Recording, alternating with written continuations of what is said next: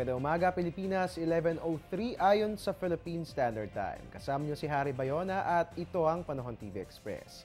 Mga kabayan, muling naglabas ng gale warning ang Pag-asa dahil sa surge ng northeast monsoon.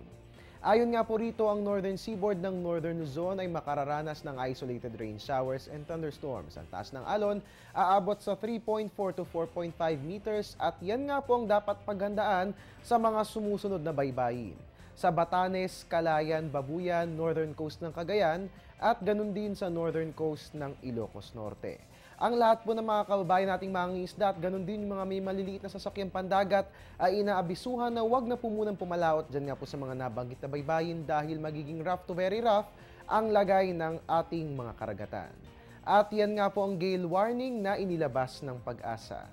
Magbabalik po ang ating ulat panahon makalipas ang isang paalala.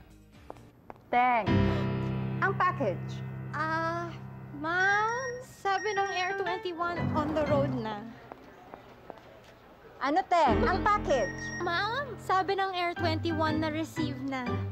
Okay, very good.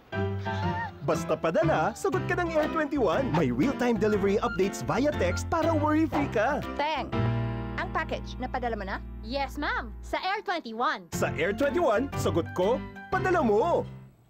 At mga kababayan, sa puntong ito ating silipin ang Photos of Hope na pinadala po sa atin ni Manuelito Romano at ganun din ni Gary David. Kayo din po mga kababayan, pwede po kayo magpadala ng inyong mga Photos of Hope. Ipakita po natin yung pagbangon ng ating mga kababayan na nasa lanta ni Bagyong Yolanda. Ang inyo pong gagawin, isasend yan sa email po natin na panahontv@gmail.com at ganun din po, isama po dyan ang inyong photo caption at ganun din ang inyong pangalan, address at kung kailan kinunan ang inyong mga litrato.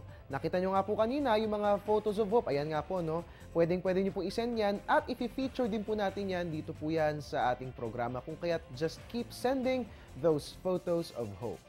At yan po muna ang latest mula rito sa Pag-asa DOST. Antabayan po susunod kong ulat. Mamayang alas 12 ng tanghali dito lamang po yan sa Panahon TV Express.